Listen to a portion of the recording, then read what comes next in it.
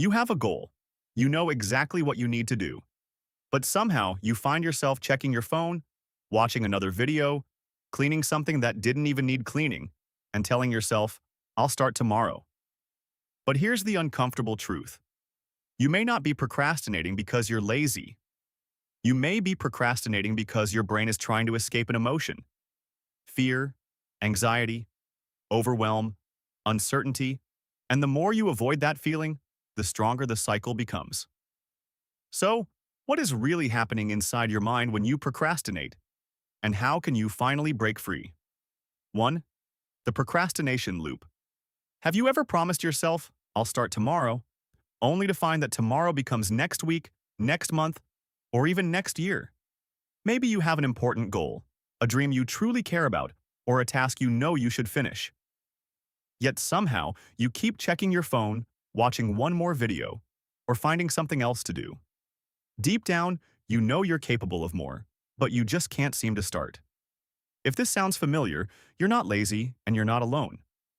There's a hidden psychological reason why your brain keeps delaying what matters most. 2. You're not lazy. Procrastination is not always about a lack of discipline. Often, it's an attempt to avoid something uncomfortable. The task creates discomfort. You avoid the task. Your anxiety temporarily decreases. Your brain learns, avoiding this makes me feel better. And the cycle repeats. 3. The emotional avoidance loop. Procrastination can become negatively reinforced because avoiding a difficult or uncomfortable task gives you immediate emotional relief. For example, imagine you have an important assignment to complete. You feel anxious, overwhelmed, or afraid of failing. Instead of starting, you check social media or watch a video. The moment you avoid the task, your anxiety temporarily decreases. Your brain learns, avoiding this task makes me feel better. This creates a cycle. Difficult task leads to anxiety or discomfort, leads to avoidance, leads to immediate relief, leads to brain learns to avoid again. The problem is that the relief is only temporary. Later, the task is still waiting for you, often with even more stress, guilt, and pressure. Over time, your brain becomes more likely to repeat the avoidance behavior whenever you face something uncomfortable. That's why procrastination isn't simply about being lazy. It's often a learned cycle in which short-term emotional relief reinforces long-term avoidance. 4. Fear of failure and perfectionism. Sometimes procrastination protects your ego. If you never start, you never have to discover whether you might fail. Perfectionism can create an impossible standard. Instead of thinking, let's make progress, you think, it has to be perfect. And when perfection feels impossible, doing nothing feels safer. 5. Your brain loves immediate rewards.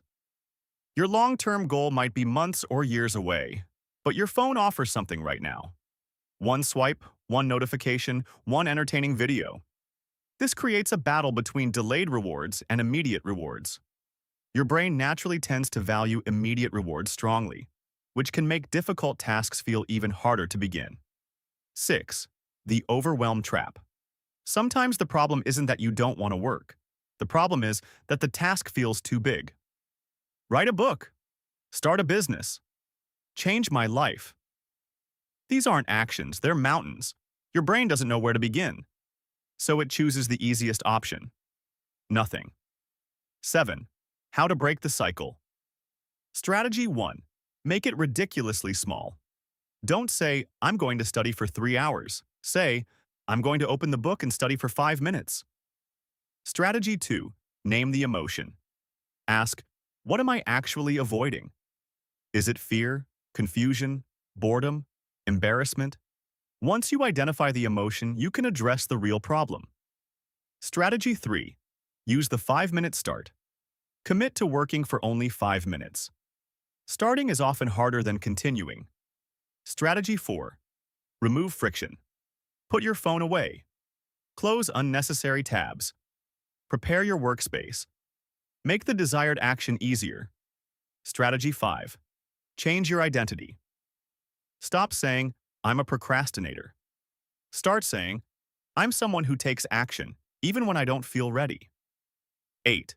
The transformation. You don't need to become a completely different person overnight. You don't need perfect motivation. You don't need to feel ready. You only need to take the next small step, because confidence doesn't always come before action. Sometimes, action creates confidence. 9. Evidence and psychology. For credibility, the video can reference temporal motivation. Theory explains how motivation is influenced by factors such as expectancy, value, delay, and impulsiveness. Present bias/temporal discounting. People often place greater value on immediate rewards than delayed rewards. Procrastination and emotion regulation research.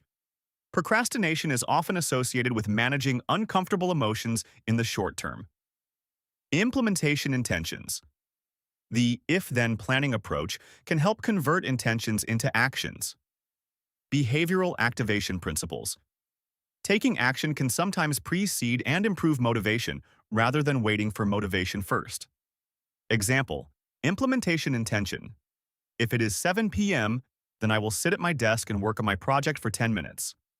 Avoid claiming that all procrastination is caused by one factor. Procrastination can have multiple contributors, including task aversion, low motivation, anxiety, perfectionism, executive function difficulties, and environmental distractions. 10. Final message and CTA. The next time you catch yourself procrastinating, don't immediately call yourself lazy. Pause. Ask yourself, what am I trying to avoid feeling? Because the real battle may not be between you and your task. It may be between you and an emotion. And once you understand the emotion, you can change the pattern. So don't wait for tomorrow. Don't wait until you feel motivated. Start with one tiny action. Right now, your future self is waiting for the decision you make today. If this video helped you understand your mind, give it a like and subscribe to the channel for more psychology-based strategies for personal growth. And tell me in the comments, what is one thing you've been procrastinating on? And what's the first small step you're going to take today? Share your thoughts in the comments. Your experience may help someone else realize they're not alone.